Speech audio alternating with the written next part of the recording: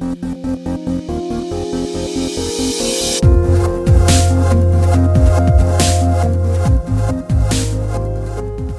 and welcome to the Startups of London podcast. I'm your host Ozan and the founder of Startups of London. Today I'm joined by Chris, founder of Zelt. So Zelt is a next generation employee platform that lets you manage payroll, benefits, devices and apps seamlessly in one place. Welcome, Chris. Hi, everybody. Thanks for having me, Ozan. So this is a very competitive space, isn't it? How did you decide there was a user need that is not currently being met? Yeah, so I used to be a software investor myself, actually, and was involved in or looking at many different parts of the software market, and realized that fundamentally the way we work as individuals has really fundamentally changed over the last 20 years or so, right? We migrated away from manual work, from maybe manufacturing work to a more digital work-based society. And most modern companies are, knowledge worker based or service based. And that also means that the way companies are managed and run has really massively shifted and changed over the last 20 years as well.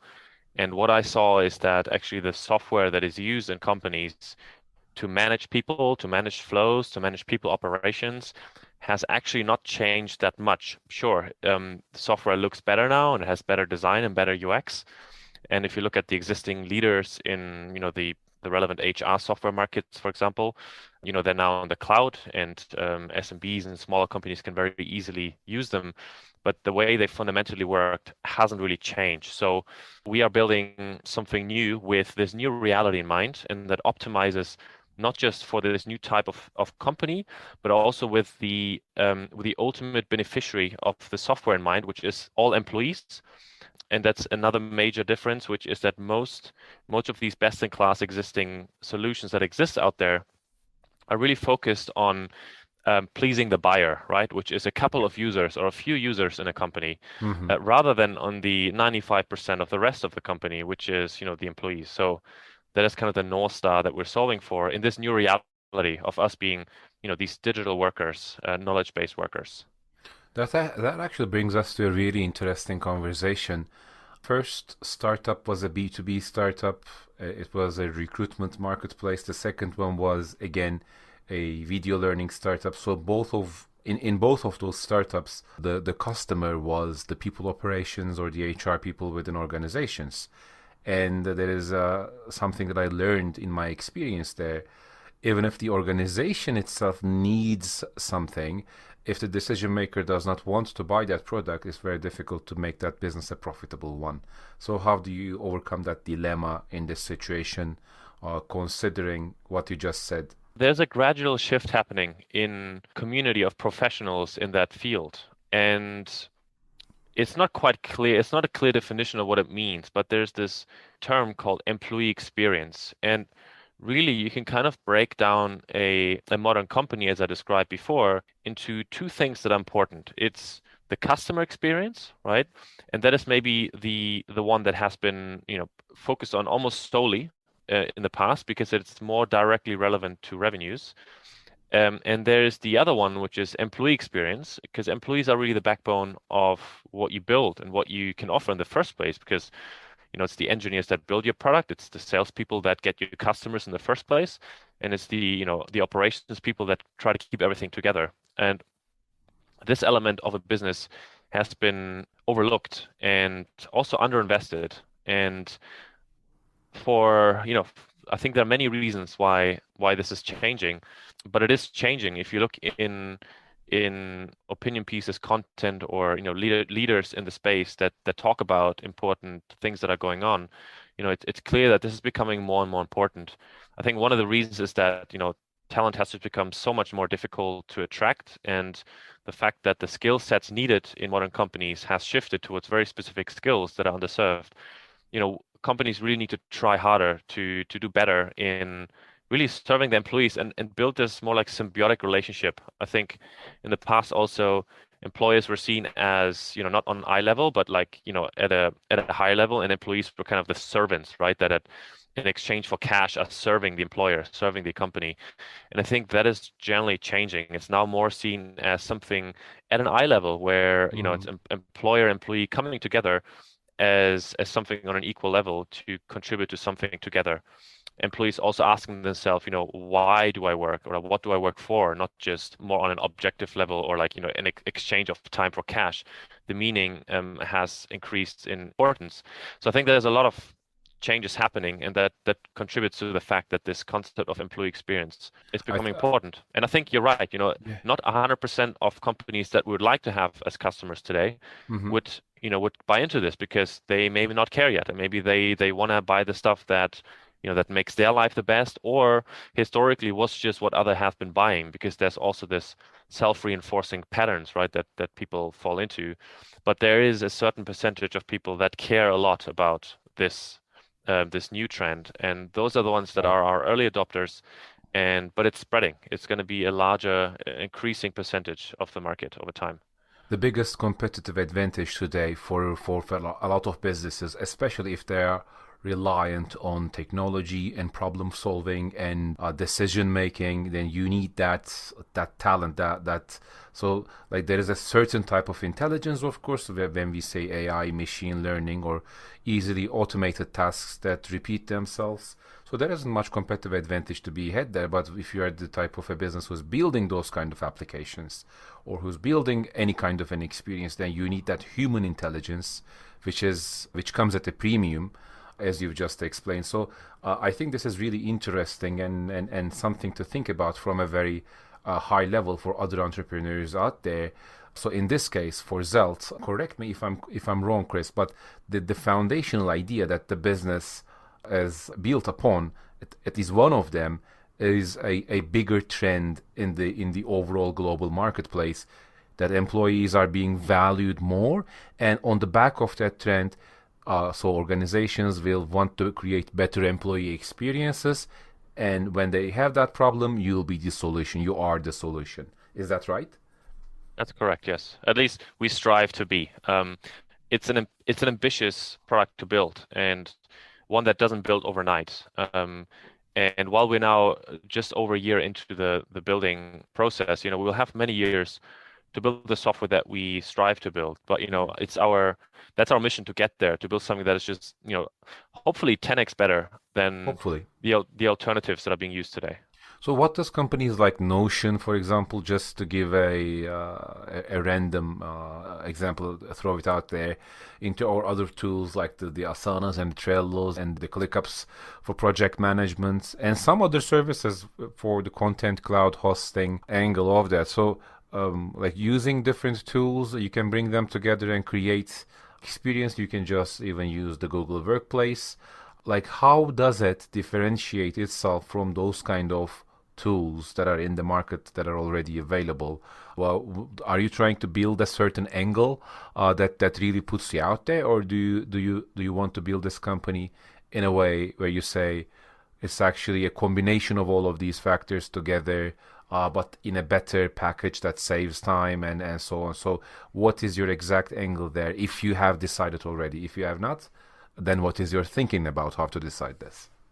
Yeah, I mean, I realize the what we've talked about so far has been very high level and abstract. So maybe to make it very specific of what we Yes. do. So generally, I would say there are two sides to Zelt, right? One is, of course, we still have to be able to serve the needs of an administrator, right? Of an HR person, of an operations person, a company running processes, because they're the ones that are in charge of these processes and running them. And then there's the other side, which is every single person in the company, which is an employee. And employees get certain resources and certain let's just call them resources from the employer, and that spans across, for example, payroll, right? So why do you join a company? Well, for many reasons, but for you definitely want to get paid, right? You have bills to pay, so you want to be on the payroll, you want to get paid. That means employees receive a salary, they receive a pay slip, they receive some tax information. On the other side, you have the admin who has to run this stuff, right? You have to make sure that payroll is run on a certain date to make the wire transfers, etc. There's a constant amount of work involved in this process. The second thing that, for example, we do is giving people access to their pension, to their benefits. So in the UK, you need to have a workplace pension. Now, as an employee on Zelt, you can get very easily get access to your pension. You can make choices like increasing your contributions, opting in, opting out, adding additional contributions voluntarily very easily. And on the admin side, any choices that are taken by the employee are automated because it's a fully integrated platform. Today, that involves a lot of manual work to implement. And Got it it. continues across other areas, right? So, as an employee, what also do you need to be productive? We need access. You need a work email so you can communicate. You need an account in Slack. If you're an engineer, you need your AWS and GitHub accounts. If you're a salesperson, maybe your Salesforce and Pipedrive or HubSpot account. So, within Zelt, you can very easily set these up. You can request access. And a lot of the manual admin work that's happening today to set all of this up, for example, in an employee onboarding flow, we almost entirely automate away because we've built the bridges to these other systems to automate the flows via APIs. So in practical terms, in Zeld, you can connect your Google Workspace that you're using in the company. You can connect your Zoom, your Slack, your AWS. And that means you can A, monitor in real time who has access to what, but then also very easily make changes and give people additional access or remove access as and when needed. Got it. Got it. Got it. Can you tell us a bit about your growth journey in terms of the investments you've received, if you have any, the team that you have in place, and your cost structure? And this is keeping in mind, this is really valuable insights for other entrepreneurs, other founders like you, perhaps not at this stage, but who would like to build companies or perhaps in different stages. So let's focus on the investment team and what are the most costly areas in this business to build. Mhm. So we raised a total. So we raised a pre-seed round that we closed in January last year with a total of £650,000, and we're currently closing a roughly 2.5 to 3 million pound seed round. And I mean, in terms of the team, so currently we're 6 people. We used to be slightly bigger a few months ago, but unfortunately, a few people left the team.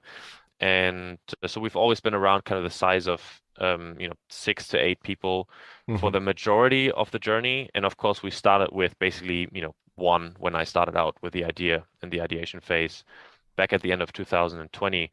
In terms of the cost structure, so I mean, it's 90 plus percent, salaries essentially.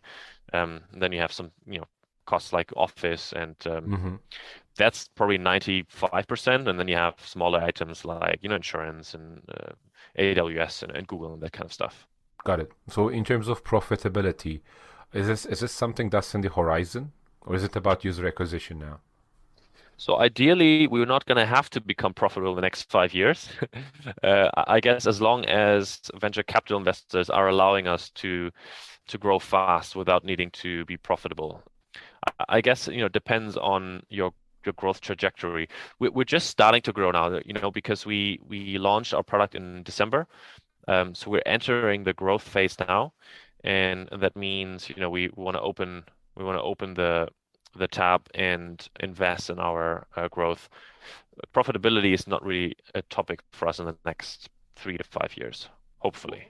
What's the biggest focus in terms of the customer acquisition? It's really our entire go-to-market strategy and execution. So because the product is this is the kind of product that you can't really build an MVP for in 3 months. So we've been the majority of the last year, the big focus was, building a product that actually has enough differentiation, distinction to alternatives out there, or just kind of fulfills at least a meaningful part of our mission, which is creating a better experience Hmm. that we can actually go out and sell. So we've now been in that position for roughly 3 months where we have a product that we can actually, at scale, make available to our customers. We've signed up roughly 30 customers in the meantime. These are mostly London-based startups, most of them VC-backed as well, so they're in a very similar situation as us and growing fast. And now the challenge is to, build a repeatable sales channel across the different channels that there are, across email and content, plus some, traditional sales tactics to scale that so we can get to 2, 3, 400 customers in the next 18 months or so. Hopefully you can do that. I mean, I wish you the best in that, and the team. That growth journey is quite difficult for some startups. The challenge with content, of course, being it takes a lot of time for you to get the results, for you to get the fruits of the labor. If you will, it takes a year and a half in most cases. Direct sales efforts usually have a quicker turnaround, but can be very costly because there is a lot of human effort involved. And so yeah, there are a lot of dimensions to this. I'm sure you're thinking about these, and like this brings me back to my next question. When you're making these decisions about the startup, is it just you that is like in a dark room, cracking on and like trying to find solutions to these problems, like a crazy genius, or do you work with other people? How do you get feedback? Like, do you have a few partners that you bounce ideas off? What is your general thinking and decision making process? Yeah, so I've started very actively building out a strong network of London-based founders because it turns out everybody has more or less the same problems. And when I started Zelt, I'm a first-time founder. While I was a venture capital investor before, I didn't have a kind of a friends network in the founder ecosystem. Of course, I had, some founders that I was close to because I backed them, for example, but just by the fact that I spend most of my time, investing rather than building and operating, that wasn't my biggest network. So what I did was I actually started this thing with a friend of mine called Founder Society, where we just tried to get together founders in a similar stage as ours, and maybe some later stage founders to get together on a frequent basis. We started organizing these dinners. We're now 36 people. We have a WhatsApp group. We meet very regularly. And that's been a very big help in bouncing your best practices, learnings, questions of each other. And usually when I want to know about something that I haven't thought about before in detail or a problem that I'm trying to solve, usually, there a handful of people with valuable insights. And then it's just about triangulating between other people's opinions and experiences.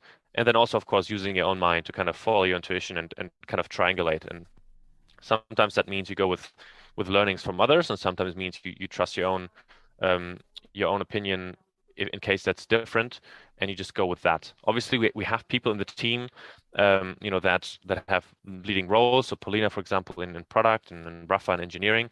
But in growth, for example, there's nobody in the team right now Hmm. that A is doing growth, or B has any meaningful experience in it. So it's me now having to teach us or hire somebody into the company that gets this expertise into the team. And for that, I heavily rely on these networks that I described earlier. I think that's a good idea. Are you actively recruiting by any chance? Yeah, so we're actually in the process of making around 10 hires in the next, well, let's say 6 months. I think probably half of those we want to do in the next 2, 3 months, and then maybe slow down slightly, but we want to get to roughly 15 people by So perhaps by it the middle could of be the a year. good idea to just give us an overview of what type of people you're looking for, just so in case by some random strike of luck, someone listening in the audience is one of those people and can then reach out to you. Yeah, so I think there's, I think we've learned that already in our journey. I think we know very much so what our values are, and that's why the team that is, the 6 people that are on the team right now, why we're working so well. So one, I think we're very a startup. You have to be aware that as a startup, there's a certain type of mentality I think that thrives in a startup. Yeah, That is, things are uncertain. Like you don't really know exactly what you'll be working on in a month's time. I don't know what I'll be working on in 3 months' time. true. Um, so you True. have to be really adaptable and you have to be comfortable with that uncertainty. Hmm. Um, and the other thing is, you thriving on being proactive and seeing things that need to be done, and for yourself also identifying the areas that where you can add the most value right now, and then just doing them. Because realistically, if you have a certain, skill set or passion, you'll be the best you'll be the person best placed to identify what that area is where you can add the most value right now. And others won't tell you, hey, you should probably do this, or maybe you would add the most value here right now, because they probably don't know themselves, right? So it's important to No, take the initiative and just go on the things where you can drive the most value and just own those and bring those forward. And I think especially in startups where that are growing, there's always so many areas where that basically jobs or titles that even don't exist yet, right? Where that's you true. kind of you can kind of create your own path, but you have to know what your passion is or what you're good at, and proactively drive those forward. So That we're being looking for said, people. what are, Yeah. what are the professionals type of professionals you're looking for? Are you looking for more designers, engineers? If so, in which area, front end, back end? Are you looking for product people? So I think it's wise to just throw it out there because it might lead to some good opportunities. Yeah, so I mean, a designer is one of the key hires that we're looking for Hmm. because we now have a very deep amount of functionality that is very useful to the to our users, but we want to be a world class in UX so that the confusion that often exists in these kind of complicated B2B SaaS tools, especially when it comes to, internal business operations or administrations, we want to make that a lot easier. So we're looking for a designer that can help us achieve that. And ideally somebody that has a strong visual design background as well, because while we are a B2B product, and I mentioned that earlier, you The know, final the consumer is a it's the it's the employee, right? it It's is not the it is. two, it's the employee. And employees are the normal consumer now is has a very high standard in, consumer grade apps, and that's the kind of experience that we want to build for. So Hmm. designer is a very a very high priority hire. Then the second one that is most urgently needed, as in we don't have anybody yet in the company with that knowledge or that specific set of responsibilities, is somebody in growth, right? And growth I would break down in marketing and maybe sales, but we want to focus more on the marketing side, while I can focus more on the sales bit, which is what I have been doing. So somebody with a growth background, particularly in marketing. But then we're also looking for somebody in content because, that goes hand in hand Does with communicating with our customers and users, whether existing and potential new customers, customer success and experience, because, I now don't have the time anymore to manage these, 30 plus companies. So we urgently need somebody there. And then of course we will hire engineers, right? Because so far we're still a fairly small team and we're accelerating on all fronts. And that also means that our velocity in shipping has to increase. And that means we need some world-class engineers to join the team. And currently we're five, and we probably want to grow to 10. I think that's a good benchmark, and thank you for everything that you've shared. I know we have a few founders in our audience, so for any of them, it is Zelt, ZELT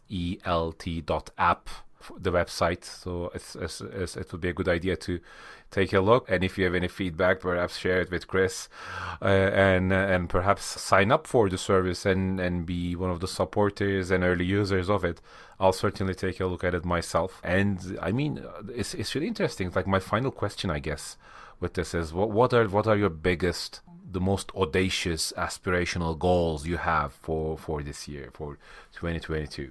So, I think, this I would break it down in three things. So, first one is the team, right? To put that team in place that I just described to you. So that we can cover all the important areas for company building. That means hiring a world-class designer, some world-class engineers, and somebody who is, extremely strong in growth and can help us drive these core aspects of the business. Then the second piece is, I think, just on the KPIs, we want to be able to get to several hundred, maybe 200 or so customers by the end of the year.